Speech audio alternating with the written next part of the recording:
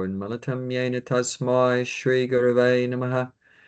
I was born the darkest ignorance, and my spiritual master has kindly opened my eyes to the shining torchlight of transcendental knowledge. I therefore offer my respectful obeisances to his lotus feet. Srila Prabhupada ki jai.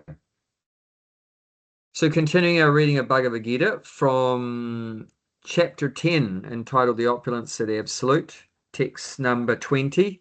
So last week we recited the verse in translation. This week we'll do the same and then get into the purport.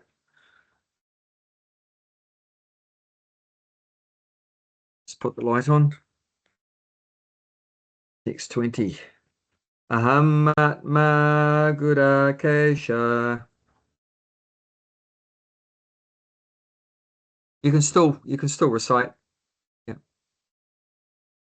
Oh, you got to be quieter. Okay, no problem.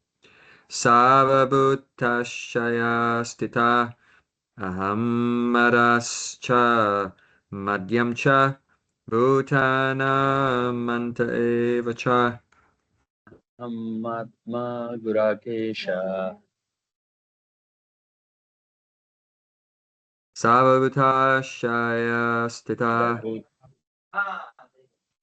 Sarvbhuta Shastita aham adescha madhyam cha Aham Madesha Madhyam Cha bhutanam anta eva cha. Bhutanam Evacha. I am the super soul who is in the heart of all living entity and the beginning, the middle, and the end of beginning. So yeah, we talked Can you about hear these me things. clearly? Pardon? You're breaking up a little bit. I can hear you with little breaks in between.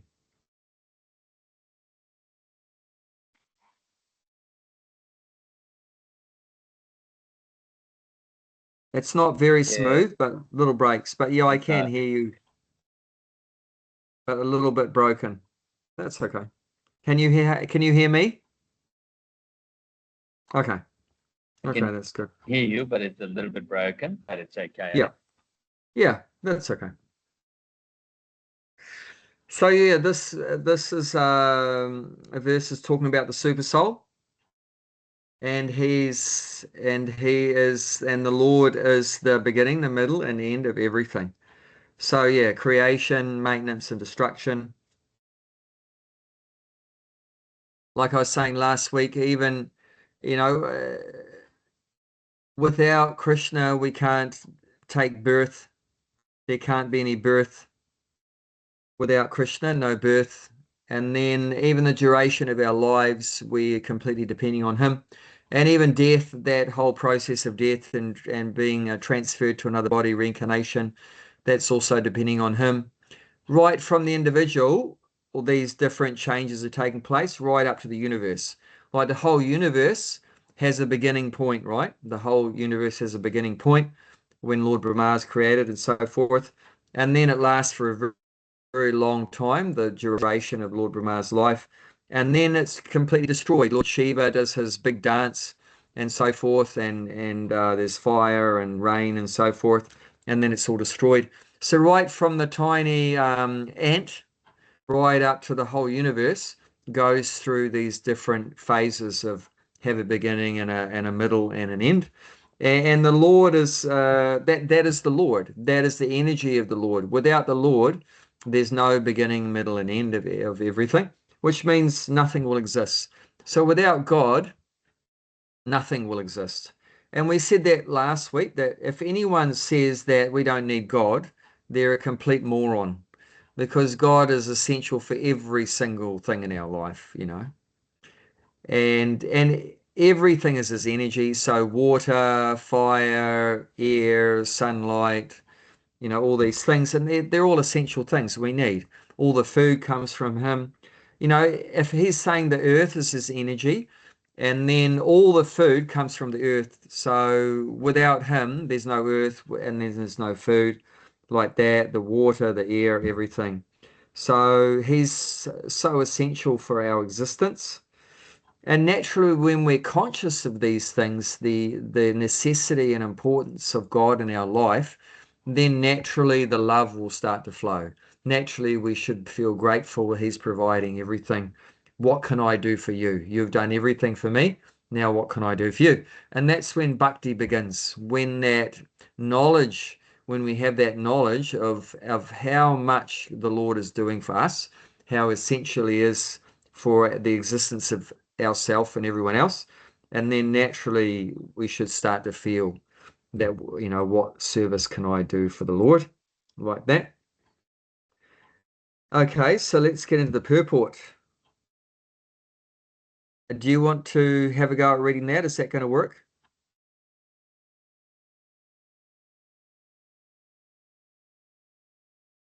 If you read the purport, will that work, or it's going to be too broken up and noisy in the background? What do you think? Can you hear? Gulshan, can you hear me? Hare Krishna? Hare Krishna. Can you hear me? Gulshan Prabhu, Hare Krishna. Hare Krishna, can you hear me? Do you want to? I think my connection is very poor. I can't hear you properly. Oh, okay, I can hear you now. I just heard that. Yeah, I think connection is very poor. My connection is very poor. Then I don't know what's happening in that restaurant. Maybe too many viewers maybe connected in there, or something to do with the area to doing in the internet. It's just getting harder. Can you hear me? Okay, I can hear you now. Well, I can hear you quite at the moment. You seem to be pretty good. Typing there. Do you want to start reading the purport? Let's see how it goes.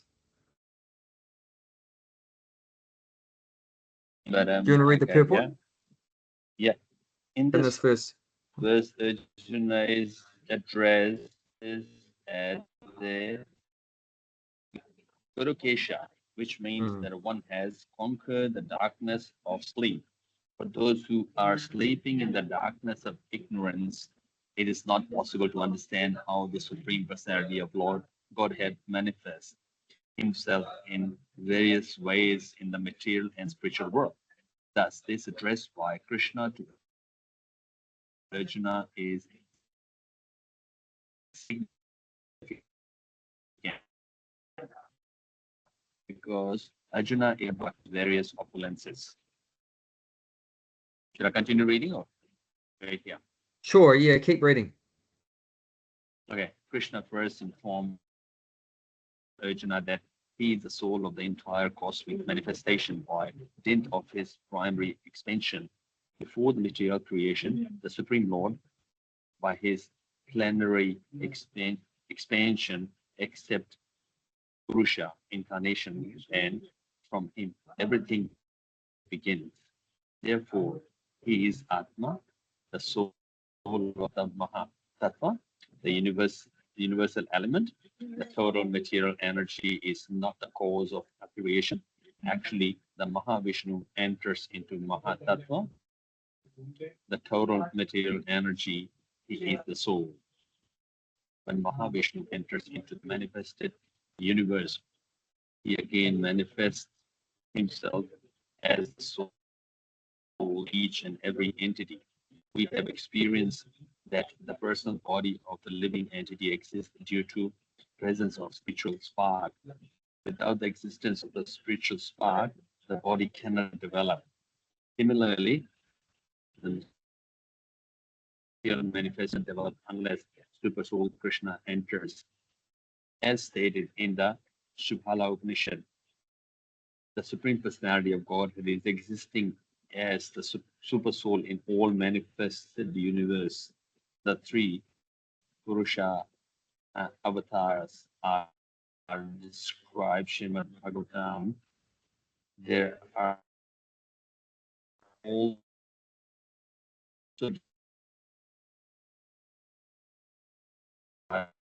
in Satvatan, Karno Dakavi, Vishnu Udyashi, Vishnu Vishudyai. Vishnu is the material manifestation. the Mahavishnu or Karnodakshavi Vishnu is described in the Brahma Samhita 5.47. The Supreme Lord Krishna, the cause of all causes, lies down in the cosmic ocean as Mahavishnu. Therefore, Supreme Personality of Godhead is the beginning of universe, the maintainer of the universe, manifestation, and the end of all energy.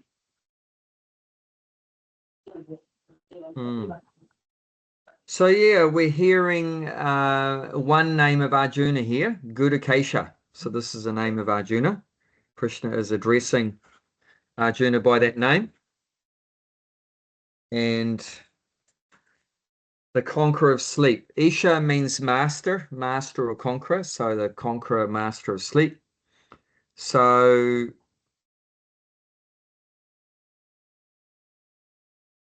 and why is Krishna addressing Arjuna by this particular name? Because to understand this high philosophy that God's energies are present everywhere in the material world, and that we can understand God, the person, by first of all understanding his energies. But ordinary ignorant people are not going to be able to understand these points. Actually, this philosophy is not very high. More higher than that is God as the person. He is a completely spiritual being, Satchidananda. So these are the higher philosophy, and he has eternal relationships with his devotees in the spiritual world in Vaikuntha. Different rasas are their relationships. But even the basic things, I mean, these are just the basic things that God's energies are working in the material world. Like I said, earth, water, fire, air, and space, mind, intelligence, false ego. He's behind the creation, maintenance, and destruction. These are just the ABCs, but even the ABCs of spiritual life, ignorant people, they don't get it. Like one time I tried to explain to my father about reincarnation. And reincarnation is just ABCs. But he sent me an email the next day after I was visiting them, and I explained it to them about how the soul's transferred into another body at the time of death. The next day he sent me an email saying that he couldn't sleep that night. He was so disturbed. His mind was so disturbed. He was so confused by what I had said to him that it completely messed up his sleep. So after that, I realized even the basic ABCs, these ignorant people, they can't get it. And then how to get out of the ignorance, that's the question. Because we're not going to understand this philosophy in the mode of ignorance. We have to come to the mode of goodness. That's just the basic foundation to understand knowledge. We have to, yeah. But the question is, if you are a devotee and Krishna can see that you're trying to explain to your father, Krishna is with Krishna's mercy. Can he understand? Because Krishna can see my devotee is trying to explain to his father. Yeah.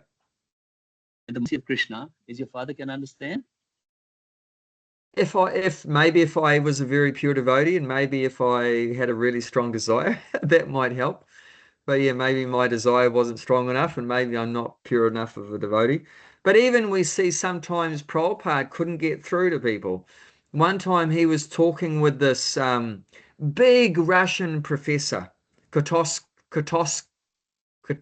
how do you say it? Kotosvi or something like that. Kotos. Anyways, talking with this big Russian philosopher, materially, like very elevated position person, but he couldn't get even the basic points about the soul. He wouldn't even accept that there was life after death, that there was a presence of a soul beyond the body. He was only understanding there's this body and there's one life, and he just couldn't get it. Prabhupada spoke to him for probably over an hour, and even the basic things he couldn't understand. And Prabhupada would talk with some scientists. They couldn't get even the basic things. Reporters, like newspaper reporters, they couldn't understand even basic things. So yeah, and the mode of ignorance is a big stumbling block for a spiritual realization. So we have to come to the mode of goodness. What is the mode of goodness? That is the mode or the quality where you can get knowledge. And in the mode of ignorance and passion, you're not going to be getting knowledge. So we have to come to the mode of goodness. So how do we come out of ignorance? How would we come to the mode of goodness? That is why Prabhupada has given us these four regulator principles: no meat eating, no intoxication.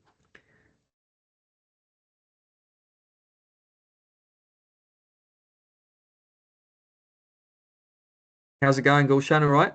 So you're talking with someone. It's all good? That's why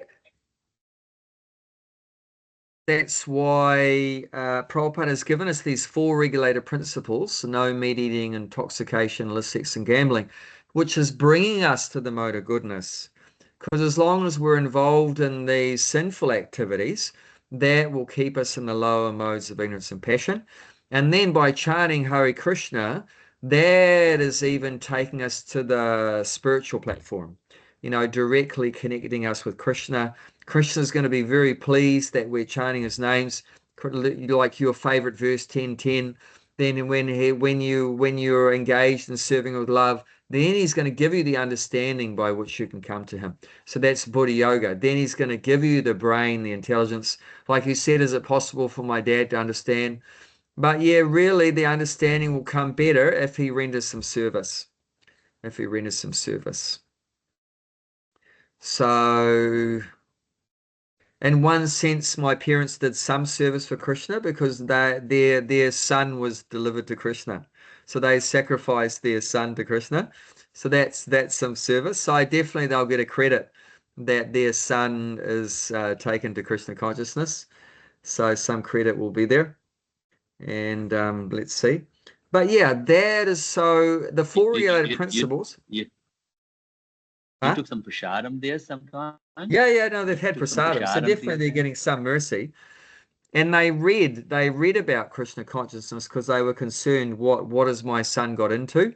So let me find out about this ISKCON, Hare Krishna movement. So they read some of Prabhupada's books and everything like that, but their understanding is very less because, the meat eating is there and intoxication is there, all these things. So, that's keeping them down in the mode of ignorance.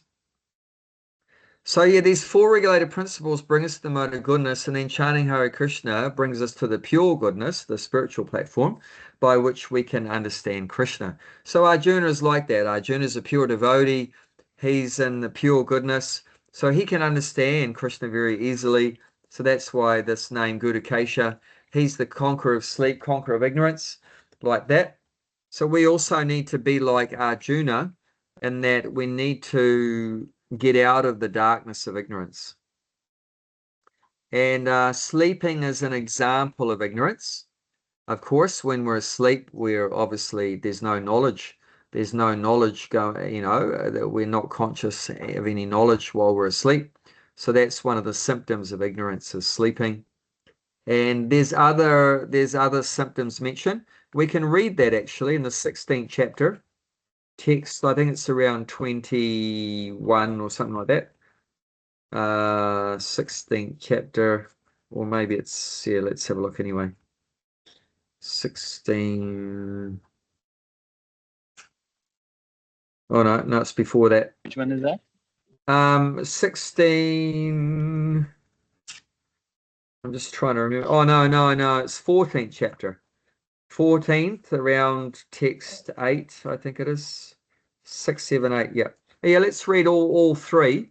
So this is 14th chapter, text 6, 7, and 8. Yeah, O sinless one, the mode of goodness, bring a purer than the others, is illuminating, and it frees one from all sinful reaction, though situated in the mode because conditioned by sense of happiness and knowledge.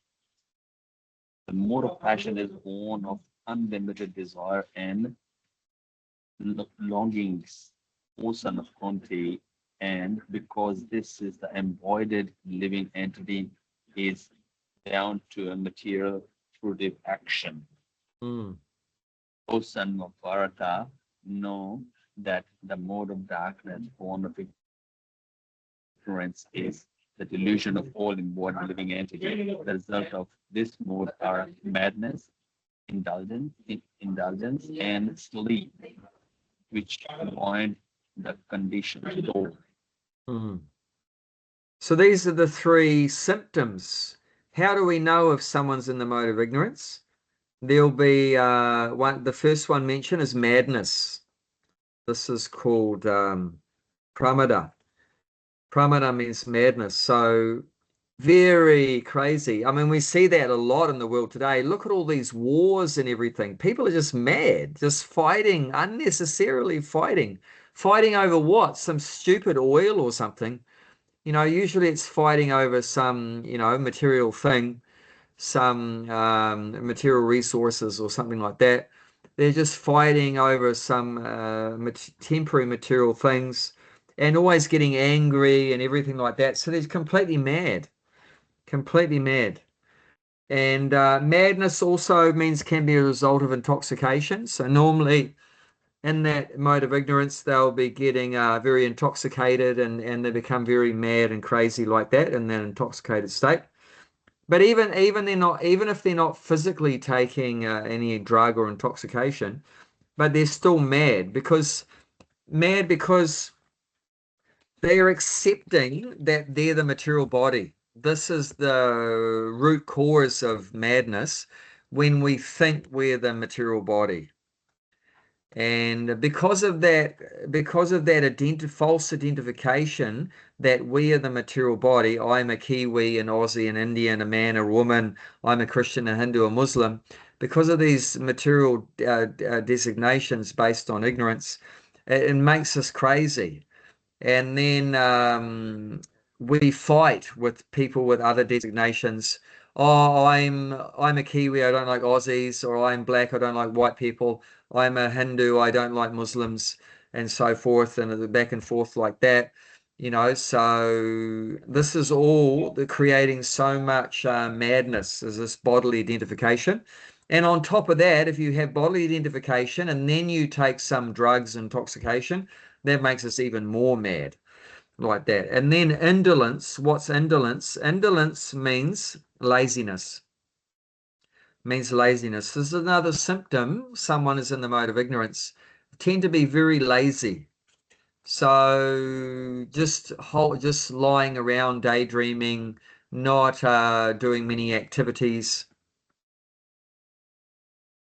not very active at all, very lazy, can't be motivated to do any work and everything like that.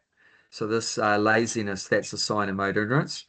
And then sleep, of course. So we mentioned that. So of course, everyone needs to sleep. It doesn't mean, well, a devotee is also sleeping whatever 6 to 8 hours a day. Does that mean we're in the mode of ignorance? Not necessarily. We need some sleep, has to be there to rest the body. But sorry, this bell keeps going off. It should stop according to the timing. Like if you go 9:30 to sleep and get up at 4:35 in the morning, that depends. Like what time you're sleeping and what time you wake up. If you are on the internet, yeah, 2 o'clock in the middle of the night. Your voice is breaking up, Gulshan. Sleep at 3 o'clock and then wake up at yeah. Yeah, so that's not what it means by sleep as mode of ignorance. But if you go to bed early, get up early, that's perfect. But what it's meaning by the sleep and is in the mode of ignorance is that people sleep more than necessary. So instead of sleeping the necessary 6 to 8 hours a day, they're sleeping 10 hours, 12 hours, 14 hours.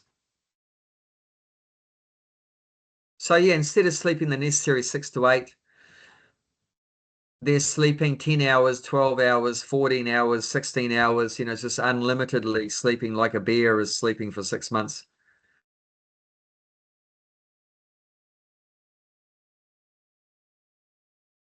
It's okay?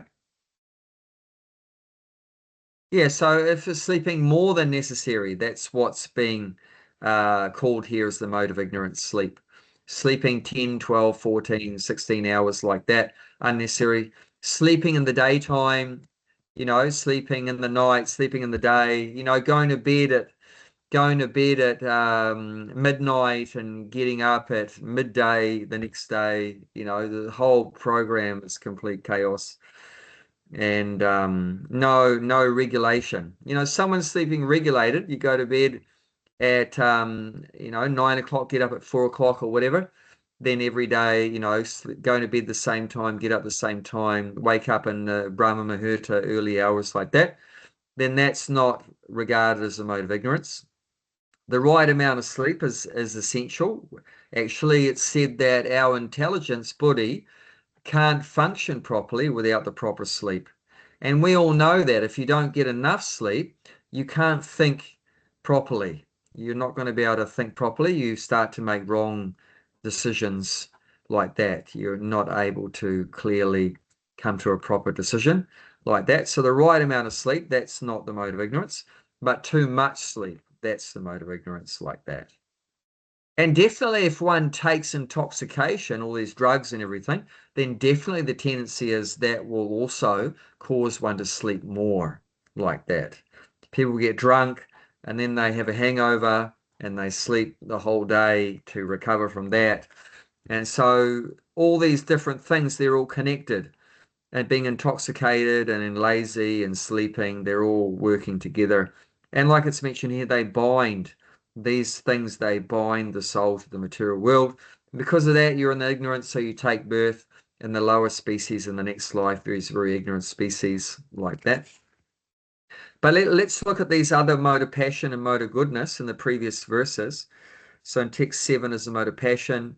So the symptom of passion, it's the opposite of ignorance in one sense. Ignorance means there's a lack of activity, not much laziness. But passion means a lot of activity. That's a symptom of passion. There's a lot of activity. And you can see that in the cities. In the cities, often there'll be people are engaged in a lot of activity, running day and night, running here and there, trying to make money to pay the bills and all these kind of things. So often there'll be what about what about these days? Like you be like a police service, ambulance, and then fire brigade. They're like a 24/7. Like back in those days, 5,000 years ago, wasn't like that. No. I mean, so we are in the age of Kali Yuga. That's why fire brigade It means the passion is police. going up. Passion is going up, and the ignorance is going up, and the goodness is going down. But now, if for example, if the ambulance is 24/7 because of the health, people having a heart attack middle of night, and the ambulance will come. But 5,000 years ago, somebody got a heart attack. There was no ambulance, and then see you later, he's gone. So we change the lifestyle for a good or a bad. Don't know. That's because that's bad. That's bad. That's not that we see. We think that's an advancement. That we have big hospitals, that we have 24-hour ambulance service, fire service. We think that's advancement, but in another way of looking at it, that's gone backwards, because big hospitals means more people are sick than what they used to be. People didn't used to have a heart attack in the middle of the night. They would be out 80 years old, harvesting the rice or milking a cow, and they just fall over. Our lifestyle, we are eating everything is pesticides, so more disease. Yeah, and people working day shift, night shift, always changing. Their mind is so disturbed, they get either their brain explodes first or their heart explodes. People didn't normally previously have all these chronic diseases and everything like that. These are all new things that come with our bad habits. And they never used to have big hospitals because there wasn't so many sick people. They'd be healthy up till death. And then just even, I'll tell you what, in a lot of the old cultures, the old person in the family would call all their family members to come to the house. And then they would, give their blessings, Ashirvad, and that to all the family and children, and see everyone for the last time. And then the next day they just leave. Next day they just leave. So even they know when they're going to die. Traditionally, even these people are so much. What does that mean? The mode of goodness, so much knowledge. They even have knowledge of when they're going to die, when they're going to leave their body, and no anxiety, no fear, no trauma, nothing. Giving the blessing to their children and grandchildren, seeing them and saying, "See you later. I'm off very soon. All the best. Hare Krishna." And then just go. I mean, that's incredible. And now people are These days, the petrified, doctor doesn't terrified, let you die. and Doctor no do one every knows like that. possible. Yeah. That's the thing. These days, doctor says, look, you know what? We're not gonna let you die. And that's why I noticed that in Australia, the pension age is increasing because there's too many pensioners. They're not dying. And then pension age is increasing so because they're not dying. And because the hospital don't let you And because the die. government's broke also. Yeah, they get broke, yeah. But what is that, increasing the age? Is that a good quality of life? No, usually they don't even know who their family are. They're on life support systems, so much medication, painkillers. They have no consciousness. It means that's the worst thing in Vedic culture, to die, to leave your body in the mode of ignorance, means without consciousness. You're on so much painkillers. Now they put them on the ventilator, right? So they're completely unconscious on the ventilator. Then that's the worst, absolute worst thing. And sometimes they even do that to devotees. Put them on a ventilator. Oh my God, that's insanity. That's madness. You put a devotee on a ventilator, that means you've taken out their consciousness and they're going to die in that unconscious state. That's terrible. Why do we do that? And we call that advancement. They never used to have ventilators. I mean, that was a good thing they didn't used to have ventilators. Now, and it's just, if the disease doesn't kill you, the ventilator will kill you. There are even statistics that, if you go on a ventilator, you've got like 95% that you're going to be dead. Hardly anyone survives a ventilator. It's as if they were purposefully doing that to try to reduce the population.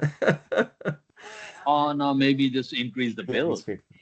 What's that? They're increasing the bill. Actually, they asked my mom as well. When my mom was in ICU and we refused that ventilator, I say if she die with the consciousness, we don't want a ventilator. Doctor recommend that, but I said no. Of course we they do. decided, brother sister, because they make money out of this. Every person they put on a ventilator is money. That's right. We refused. I said no, that's okay. But I was there happen, but we don't want ventilator because ventilator is just like you become vegetable. Now you can't talk, you can't see, unconscious. What's the point of it? They even did that to some ISKCON sannyasis during the COVID time. It's just insanity. I can't relate to it. It's just so ignorant. And even I heard today, one guy was saying he was a Christian priest. He had some discomfort in his chest, so he went to the doctor, and they had an X-ray or whatever. The doctor said, "Oh, you have to have a bypass." And he believes in God. He's a priest, so he thought, well, he didn't feel right about that, just immediately having a big bypass surgery. So he got a second opinion from another doctor. And the second opinion doctor said, you got nothing wrong with your heart. So he thinks, thank God I got a second opinion. If I'd gone with the first guy, they would have chopped me open. And then he investigated more. And so many people that had happened, that the doctor was just doing that to make money. Actually, the person doesn't require an operation, but he's saying it. So they took him to court. They took them to court and they bankrupted that hospital. And those doctors were not allowed to be a doctor anymore. But they had done like 600 patients, unnecessary operations. Where was it? That was in US. That was in US many years ago. They did like 600 operations that were not required. There was nothing wrong with the people, and they opened up their heart and everything. I think in America you have to have a insurance, and they're getting money from the insurance company. Of course. Because in America you have to have medical insurance. It's a compulsory. Of course. And they're getting money from insurance company. Yeah, it's all. Yeah. So is that advancement? No, this is advancement in the mode of passion. This means more passion. more desires. Look at saying desires and unlimited desires and longings. So what is their desire? They want to make more money unlimitedly. You know, if they could work out how to make money from selling their grandmother, they would do that. They just haven't figured it out yet. You know, they just anything to make money. They'll do anything to make money like that. And As I say that if that, like, doctors' fees, like your fees is maintaining a doctor's family and the bills, he will yeah, never feed you to be well, because mm. your health is paying his fees for the hospital and then the expenses and all. So if you're well, you're not gonna get paid. So he never wants you to be wealthy. Well, he Yeah. always There's no always wants you profit to in be healthy unwell. people. Yes, that's There's right. no He profit in healthy people. always want to be unwell, so you keep Yeah, coming and paying yeah. his bills. Yeah, It's so the just whole system is like that, set up. It's even just set even up to that people are going to spend more money. yeah, So, even you know, all this pharmaceutical thing. companies, Hmm, they are the sponsoring these medical schools. All pharmaceutical companies, they're yeah, giving their money to running this medical school. When they yeah. come out of the medical school, they're recommending these pharmaceutical medicines. This Hmm. whole business. It's all together. They're all working in Yeah, it together. It's yeah, interesting To they yeah. take perpetuate. Hippocratic oath, it's called, no? Yeah, Mm, they are actually, and there is in India as well. Pharmaceutical company, they are the ones sponsoring these medical colleges. They are the one of funding course. these medical colleges, and then whatever they've been taught, when they come out and they're recommending those pharmaceutical drugs. Yeah. So So they're this going to whole, prescribe those things that are going yeah, to make you more and yeah, more sick and to keep yeah, you always depending on more and more yeah. medication. Once you have one operation, that leads to the next one, leads to the next Mm. one. Once you take one And pill, and then that will lead to body another one. and a body get used to it about those medicine. Mm. Then your stage will come that you can't live without medicine, Of because course, body get used 100%. to it. And that's Yeah, what the whole idea is. yeah, yeah. So it's very entangling. Like, so what it's saying here, it's binding. This is binding us to the material world, this ignorance and passion. Once you get in it, it's very hard to get out, very hard to escape. Only by the mercy of the Guru and Krishna can the soul get out. Otherwise, very hard. Once you're in it, very hard to come out. And the only loophole in the material world is this mode of goodness. That is if somehow we can come to the mode of goodness, that gives you a little bit of like a little bit of a glimpse about how A to break out of the light end system. of the tunnel. Yeah, A that's it. light end That's of the it. The tunnel. light at the end of the tunnel. So that gives you just a little glimmer of light, how to get out of the tunnel like that. Some knowledge. Because like it said, the symptom of goodness is knowledge and happiness. So how is the happiness connected with the knowledge? See, if you have knowledge, you'll know what to do and what not to do. You'll know what's the right thing and the wrong thing. And why we suffer is because we do the wrong things. That sinful action leads to suffering. If you know what's the right thing and the wrong thing, you'll only do the right things, means the punya, the good pious activities, and you'll avoid this pap, the sinful activities, and that means you'll avoid the suffering. So when you have that knowledge and goodness, then naturally the result will be that you become happy. All right?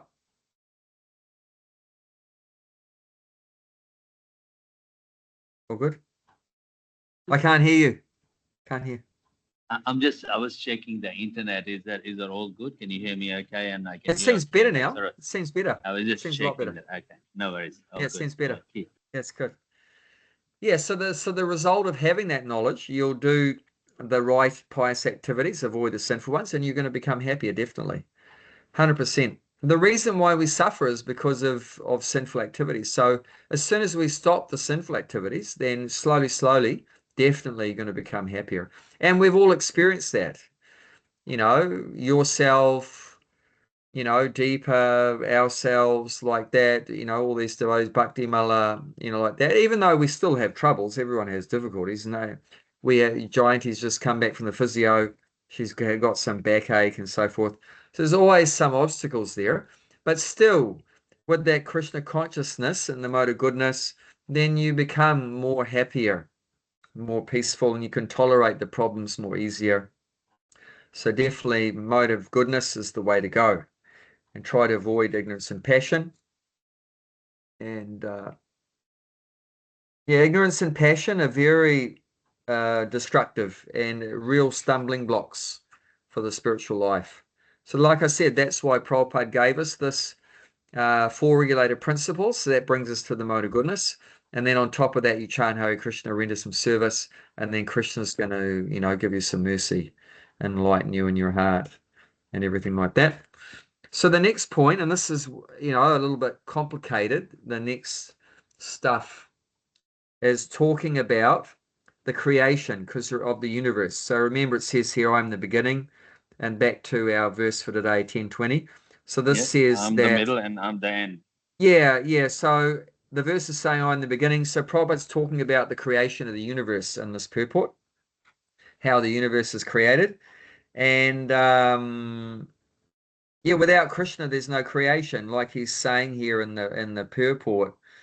Before the material creation, the Supreme Lord, by his plenary expansion, accepts the Purusha incarnation, and from him everything begins.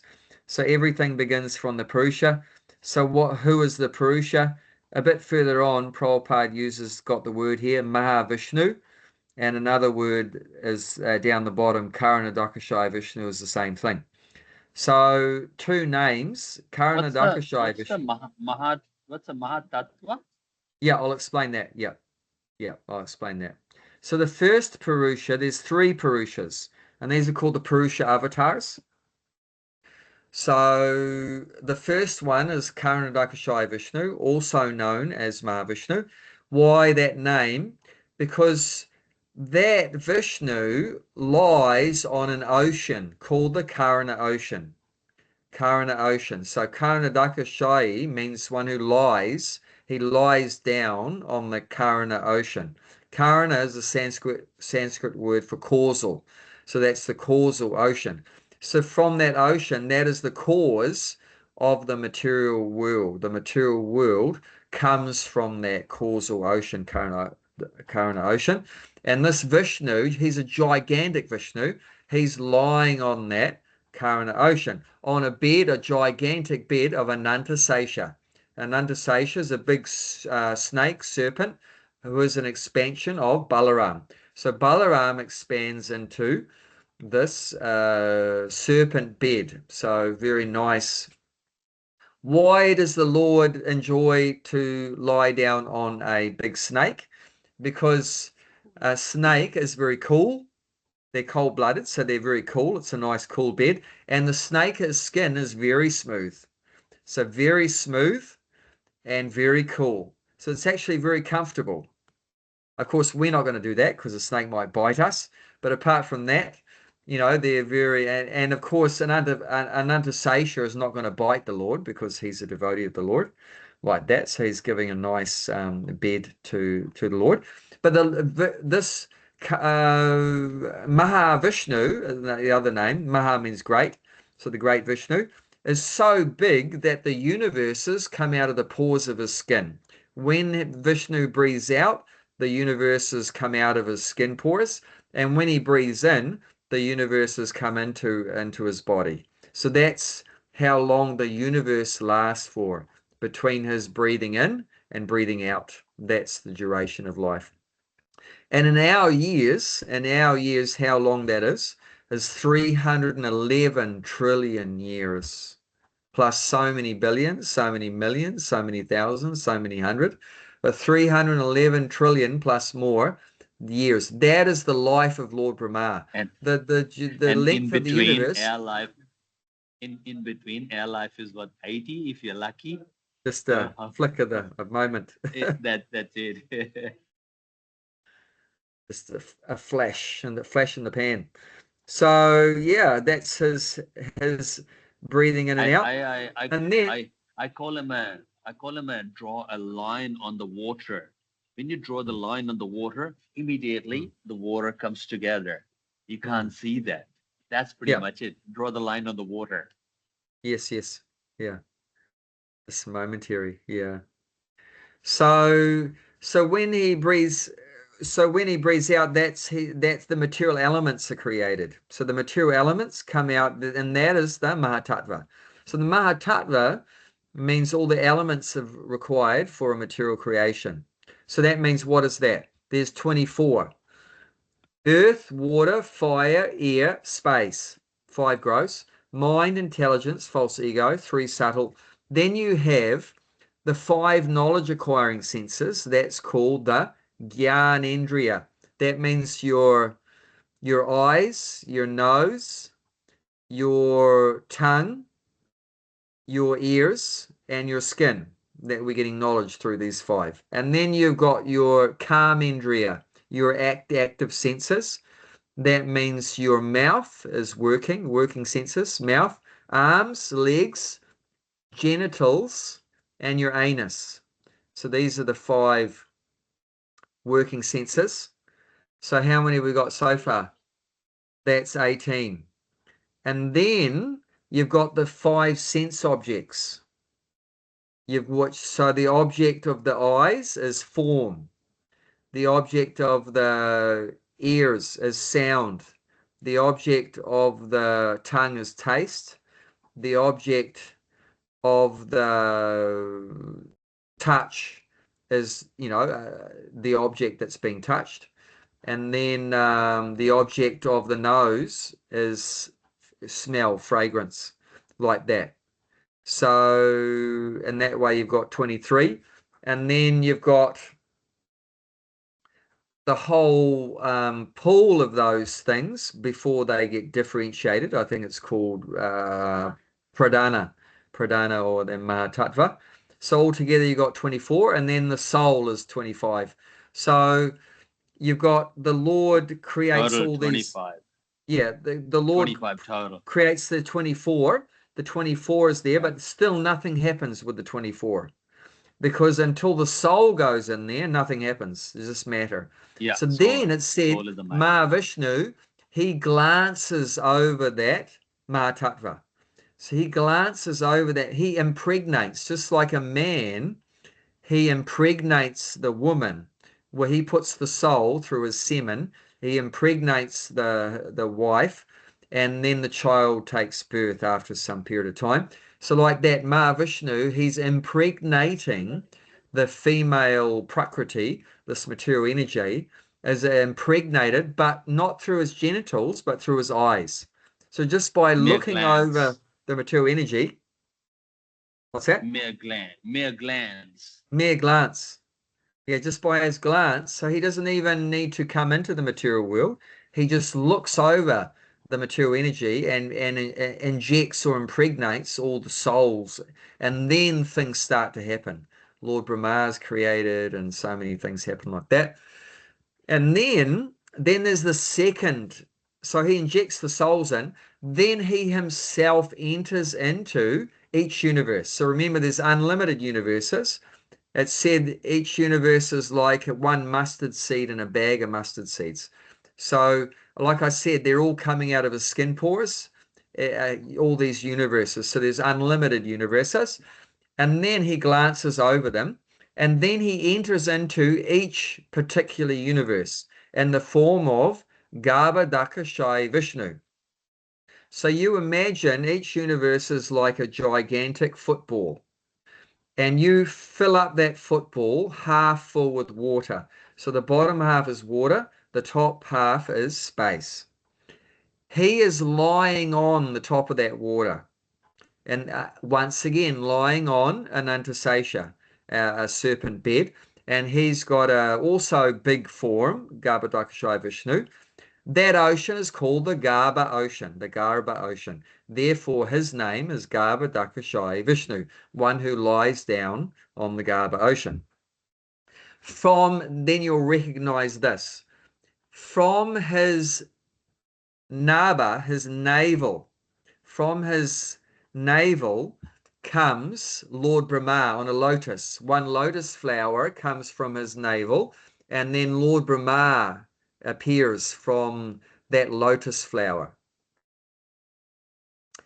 And that's why the Lord's navel is called Padmanabha. There's actually one form in South India. Padmanabha Vishnu.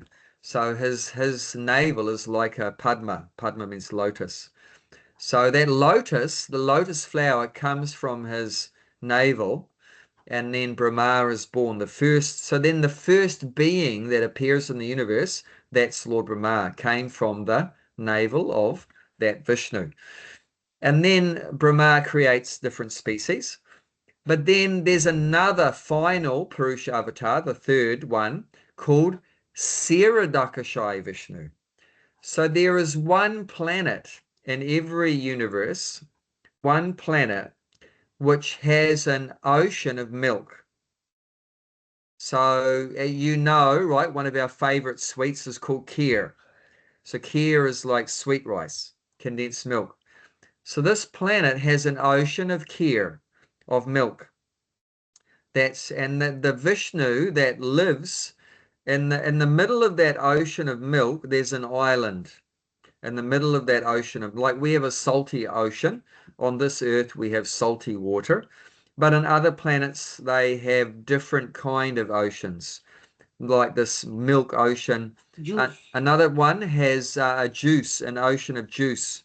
Another one has an ocean Obviously, of sweet water. But we can't visit those planets. Like, even some of the yogis in their meditation, would they visit those planets? Yeah, they can go. The yogis can go. Yogis can go. Okay, they can. Yeah, one has an visit. ocean of liquor, an ocean of Wow. liquor. Well, Wow. so, but yeah, the drunkards can't go there because they're not pious enough. But they've got an But ocean. even- One has got an ocean of ghee. One has got Ghee. one planet has an ocean of ghee. But if it's the ocean of liquor, anyone will go there to get drunk anyway, whether it's a yogi or it's a pious or or a demon or a demoniac. Anyone will go there to get drunk. Maybe there you But don't you get have drunk. to be qualified to go there, Maybe and you then Yeah, don't of get course. drunk. and maybe it will have a different effect also. You have a different True. body. Yeah, you have a different body, and maybe it doesn't have the same effect as what it has here. And I've never read about what the effect of drinking that liquor is going to be, but it's definitely an ocean of liquor there. But so anyway, there's this Vishnu. He is on this island surrounded by an ocean of milk, and he is the super soul of the universe. So just like within this body, we have our soul is within this body. So also the universe has a universal soul. So this body is like a small universe. So that the big universe has a big soul, and that's we call the Paramatma, the super soul. And then Saradakashai Vishnu, he is the Paramatma, and he expands himself to be within the heart of every living thing. He's even within the atom. So it's not different Vishnus, it's the same Paramatma, but expanding himself into many, many forms in many, many places. So it's actually one personality, but expanded in many, many forms. So he's in the heart of every living entity, plus he's even within the atom, spread right throughout the universe. And like we said last week, the purpose of the Paramatma, we looked at those verses. He's watching, he's witnessing, he's Shakshi, he's witnessing all of the soul's desires, like we read like that in the mode of passion, right? In the mode of passion, we have so many desires. So he's witnessing what our desires are, and then he's sanctioning if we have the karma, good karma, he's fulfilling the desires according to what we deserve. So, whatever the living entity desires, I want to eat this thing, then the Lord may fulfill that. I want to go from point A to point B. He's allowing that to happen. He's fulfilling that to happen. Without his presence there as a super soul, we couldn't do anything. Our desires would not be fulfilled. There wouldn't be any, our legs wouldn't walk, our arms wouldn't move. So sometimes your desire will be fulfilled in your next life. Like, if you desire something, Correct. which is in this life not, Yep. and then on a Yep. time of death, you keep thinking about that, and then Yep. next life you be. Okay. So then the But Lord it's is also, he's the one that decides, okay, what do you want? Okay, I know that, but when I'll give it to you, how I will give it, when I will give it, all this, he is deciding that. It means we're helpless. We can't, but then all we but are doing, all the soul is doing is desiring. Everything else yeah. done by him. I desire to But scratch my nose. I'm just desiring, but I can't actually move the hand and scratch anything unless the super soul makes it happen. what happens if you desire something in this life, and after some time, when I was a demon before, and then I'm walking on the pious activities and become Yeah, a demoniac person, but my desire, which I did 20 years ago, yeah. and then will they fulfill that as well, or they will avoid that because you've been changed now? Because 20 years ago, when you were Yeah, not pious person, you desire something, and you're today the yeah, pious person, or yeah. desire has to be delivered. Now, if you're Krishna conscious, that can all be wiped out, your whole slate clean. Okay. Okay. Otherwise, what you can do if you're not Krishna conscious, if you've done a sinful activity, the only way to dodge the reaction is to do a pious activity, and that's called prayaschitta. And that's a pious activity. So you're counteracting a bad thing with a good thing. You know, like I robbed someone, so you try to balance that by giving some charity to someone. I took Okay. money from someone, I try to balance that by giving money to someone else. So like Mm, Yeah. that, I took someone's food, so you give food to somebody else. So you have to, in the law of nature, you have to yes, create it, you have to have a balance. has to be bad. But just in case, like, like 20 years ago, if I did something, but now I'm not in the position to Yeah. repay back, what will be Yeah. happen that? Means like if Yeah, I, then the laws of nature, you have to pay it back in this life or the next or next or 10 the next, lives or you whatever. have to be, yeah. Yeah. Yeah. Okay. Yeah, But you even can't if you escape. become, You can't, it has, but you can't even get if out you, without if, balancing it. even if you become a devotee and you surrender to Krishna, and then it says that, you surrender to me and I'll wipe out all your sinful Yeah, that actions, he what can you've done change in the that. past. That's easy. For the Lord can do that. Just he can put like I can push one button on the laptop and delete. So he can Hmm. just push the delete on your karma. He has I that power. wish. Nobody else can do. But he can just delete all your good karma and not just bad karma. He can also delete your good karma, which means you won't Really? have to go to heaven. Oh my God. That's wrong. No, no, that's why do you want to Come go to on. heaven, is it? You know? I mean, No, like, because if yeah. if you want to go back to Godhead, you have to delete the good karma too. Okay. Yeah, because the good Yeah. karma leads to that every action to a reaction. And the Yeah, so good that's karma, you have also to become back binding. and That's into, also binding. yeah, If you go I to see. Swarga Yeah. or Indraloka or Brahmaloka, that's also binding. So you Oh, have to yes. also get out of that reaction as well. Only Krishna Loka. Only Krishna Loka, nothing else is there. So even the even even over there, the life will be like 1,000 years, but still you have to get out to get yeah, into Swargloka or something. yeah, Even if 10,000 years, still yeah. you have to get I out. mean that can be as much binding going upwards to the heavenly planets as going down because man, the enjoyment is too good. We have trouble now I with can how the can women look here, but in heaven they're looking like thousands of times more better. That's going to be, well, I don't know if I can handle that one. That's a struggle with how the ladies I, look here.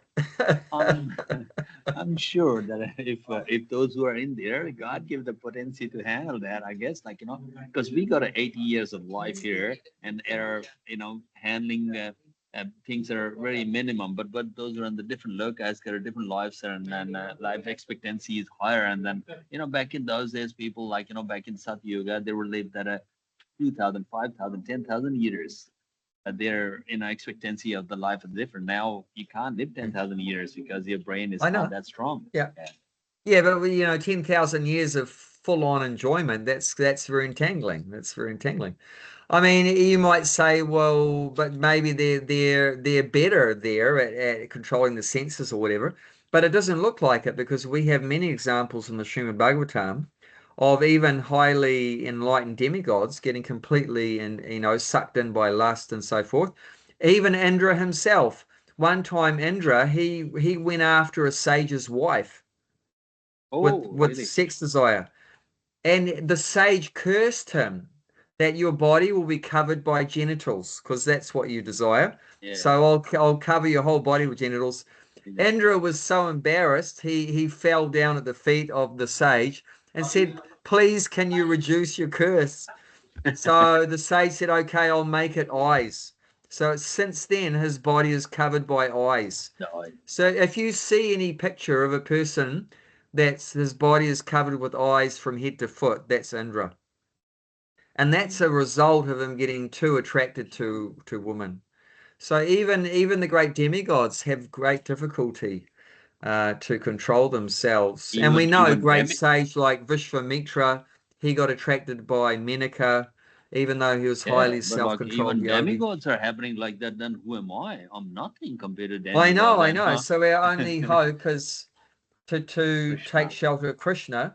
And that's why one of Krishna's names is Madan Mohan. Madan Mohan. So Madan means Cupid, because Cupid is a very beautiful demigod, and his purpose, his service is to make the man and woman attracted to each other in all species, male and female. So he makes the male attracted to the female and vice versa in all the species. And he has a bow and arrow, and he shoots the arrows in their heart, and they become attracted to each other due to the influence of Madan. Because that's for the Krishna. The nature has to be multiplied. Of course, and then move on. of course. Because Yep. whether it's a Of course. female or whether Yep. it's the animal or even the plants, Yep. that's the nature has to be multiplied. Of If course. it doesn't, Yes. then Yes. those who that's Yep. the nature. But that's also keeping the souls in the material world due to that attraction to each other. Like that bodily attraction is keeping them here. So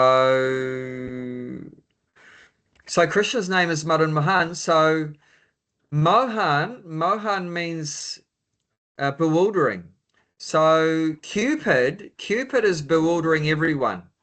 Madan. He is, the same word, mud, like we looked at that before, pramada, mad, right? So Madan, Cupid, he makes the individuals in the material world mad with lust. He makes them mad with lust. Mada, pramada means very mad. Mada means mad, and if you put pramada means very mad, really crazy. So due to the influence of Cupid, we become crazy in the material world, attracted to each other. But Krishna's Madan Mohan, he bewilders that person that bewilders everyone else, that makes everyone mad. So Krishna makes him mad, bewilders him, meaning that Krishna's even more beautiful than Cupid. When Krishna came to this world 5,000 years ago, Cupid heard that there's someone more beautiful has come to this world, even more beautiful than you. He didn't believe it, so he went to Vrindavan with his bow and arrows, and his idea was to shoot Krishna with his arrow. But then the Cupid under the Krishna's power anyway. How did of course. How can he believe that a Krishna is more beautiful? Because it's under Krishna anyway. Yeah, no, but every living entity in the material world is mad. Even Cupid is mad. So under the influence of Krishna's Maya. So under the influence of Krishna's Maya, he thinks I am the most beautiful. Who is this Krishna? I am more than Krishna. So this is the influence of Krishna's Mahamaya.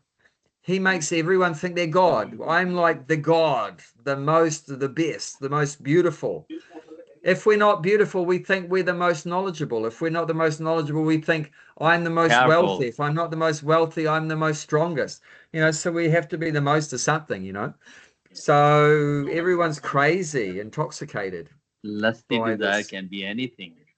Anything. Anything. So people become just mad after just stupid things, some people are crazy about cars or boats or collecting stamps or, anything, just butterflies or, whatever. They just become, completely fixated on some particular thing.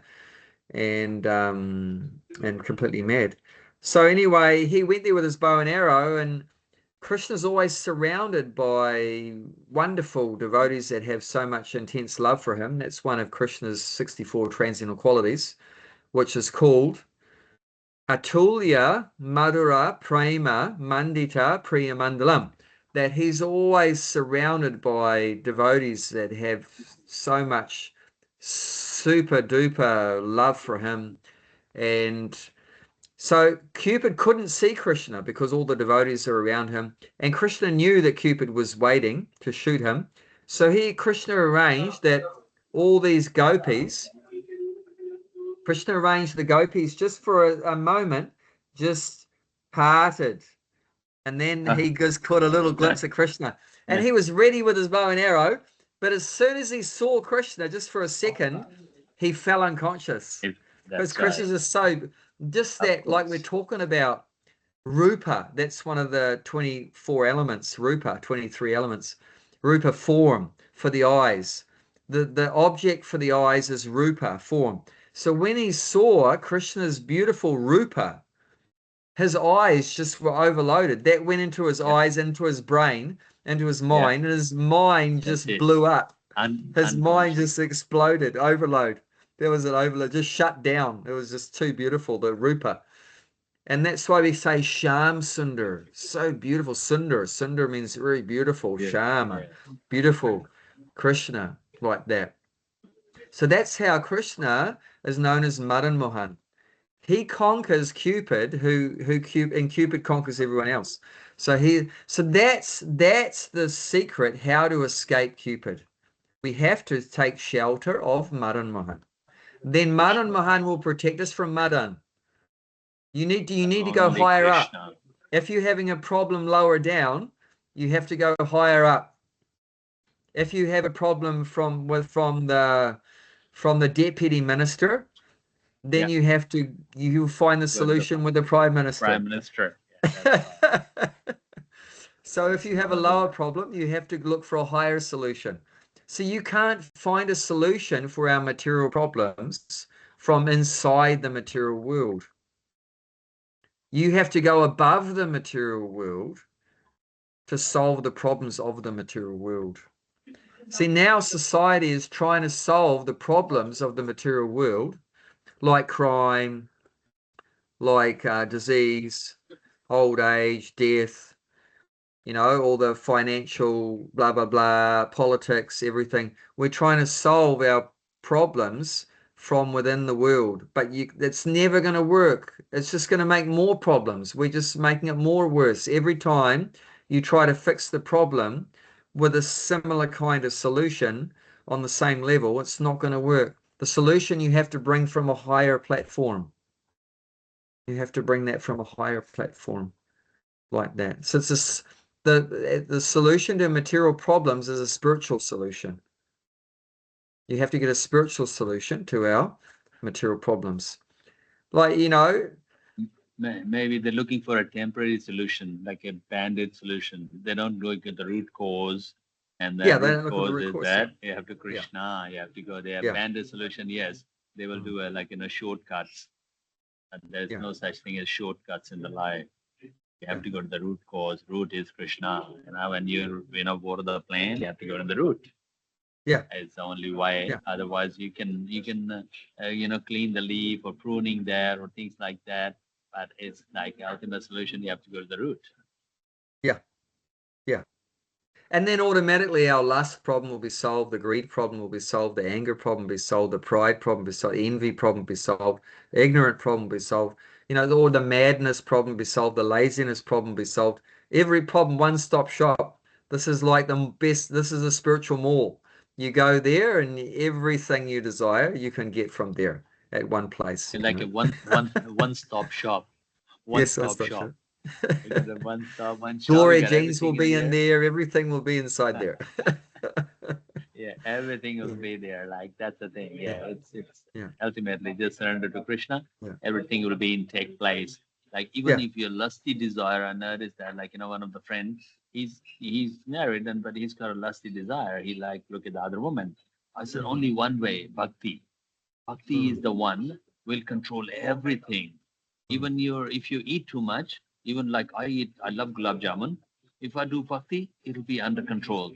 Gulab jamun, my lusty desire for sweets, under control. Yeah. Everything will be under control. Bhakti is Yes. the only way, Yes. you get under control that everything, there's nothing Yeah. on this planet which Yeah. cannot be controlled by bhakti. And a Yeah. bhakti is the thing there, it's a free. You don't need to pay. And the Mm. second thing is any caste, religion, country people can do.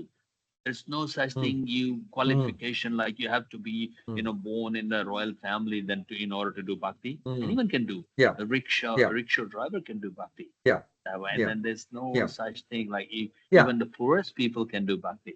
You don't need to be have a rich or this is the thing. So And that just goes to ultimately, show that bhakti is on the spiritual platform, because that's seeing everyone equally. Materially, there's so many differences materially. Man, woman, rich and poor, healthy, sick. at the But moment, spiritually, that's... I'm staying in one of the guest house. The owner is the Sikh, Sikh, Yeah. the turban Yes, one. yes, yes, So of course. he took me to the Gurdwara, and one of he's got a 10 guru, and one of the gurus has a birthday. On that birthday, they distribute some water and the sweets on the street. Anyone going on there, auto rickshaw driver, or anyone there, they said a free water or things like that. And I asked him that, which guru is that? He told me the name of the guru. He's got a Guru Namdev. And then I said, okay, what is the story? He said that he was a Shudra and he was not allowed to come inside the temple. So he was standing behind the temple and crying and singing in there. So he's like his whatever he mentioned that is mentioned in the book. So whoever they did that, he's Shudra, and then he was telling me the whole temple turns, whole deity turns. And I said, this is one of the temple is in Karnataka. He said, no, this was in the north. So he's one of the guru, and he was Shudra, he's not allowed to come in the temple. So he was just behind the temple crying there and then calling his Paramatma. So whole temple and the deity turns. So that's why his whatever he mentioned, that his shlokas and all that is mentioned in the book. So very few people there, but even in the Shudra. So it doesn't matter where you're born.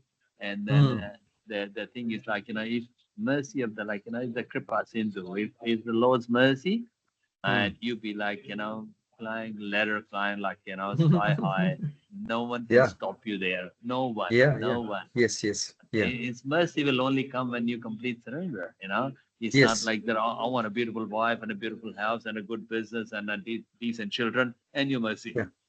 You put condition. You put condition to the mercy. Yes, yes. And then there's no condition in the mercy.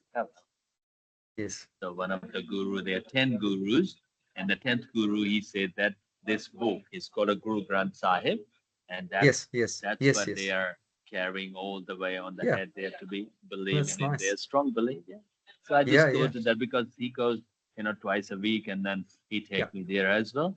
So he say in my culture, it says that if you're going to Gurudwara, if you bring someone with you, that's very pious. So that's why he's taking me. His guru said that don't go alone to this temple. You have to take someone. So it's a pious activity. So he always, 2-3 times a week, wherever he go in the evening when he's got time, he take me there as well. And then I sit down and listen that, and then have a bit of prasadam, whatever they offer to the guru. Same thing, they take in a big plate to the guru, and they offer that, and then mercy of the guru. They ask the permission of the guru, allow us to distribute this prasadam to the people sitting around there. Nice. So with the guru's mercy, I mean, once you become Krishna conscious, on the bhakti platform, you can see bhakti everywhere, elements of it. You can see elements of bhakti, that bhakti, that love, everywhere like that. And then the thing on earth is that, what happened there when they do the closing in the evening, 8 o'clock, side, they pack the book up there and take into the guru's room, where the room is there, where the guru is. And then on the bed, they put the book in there and properly packed in there. And the next morning, they wake up the guru and bring book back to the, from the room to the main hall. So when they're taking the guru, everybody's bowed down. I was bowed down. I cannot stop crying. My friend said, "What happened?" I said, "I don't know." It's like, your guru is going into the room and it's just busting in the tears and like, just completely madness Wow. there. Nice. Nice. Oh, that was the feeling there that you cannot Wow. get this kind of feeling anywhere. First time I Yeah. just felt that when they go into the room in the morning, they bring it back to the room, to the main hall. So That is that like, crying happened when they took the book away at the end of the day. yeah. Okay. It's just Nice. like Nice. Very something, nice. it's like they're taking my soul out of my body. That kind of feeling that I said, Wow, that is very "Why?" good. Christmas mercy. Yeah. I was thinking to stopping there, but it's the procedure there. They take Yeah. you to the room that is a proper Yeah. bed, because the book, Yeah. they say that book is like, each word, this is their guru. And Yes. this Yes. is, Yeah. and it's each word, each line, each shloka. And the next Yeah. morning they just carry on the head and bring Yeah. it Yeah. down to the main That's hall. very nice. Yeah. And then they read over there. But there was a feeling, man, that never. That's the thing. Once you become on the pious, everything you can see that everywhere, you can feel that there are Yeah. activities. And once you're on this track, and then Krishna's mercy, you can feel everywhere. You can see Every place. everywhere. Yeah. Every place. Yeah. That's a beautiful activity. Yeah, I love that. That's a good thing happening. So Nice. this is the thing, I stay here. It's a good thing about that. He's very, very pious person. He's very religious. He does the business, but Yeah.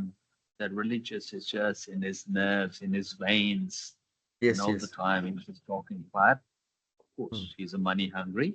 And then, but that things like he said, I want to be like you. I said, look, you only can be like that only when you do bhakti. If the mercy of your guru, you'll become like that. Not like the 1st of January 2027, all become like that. No. You keep walking on this path, and the one day, in the glance of the mercy of your guru will come, that little glance, and then how your whole life will change. Yeah. Yeah. But it'll happen that, that's the thing. But if you had a desire to change, the guru's mercy will happen. If you have a true desire, yes. Yeah. One day he had the desire to make money. And like I said, that's what it is, just witnessing what our desires are. And like I said, we be very careful we desire. Yeah. I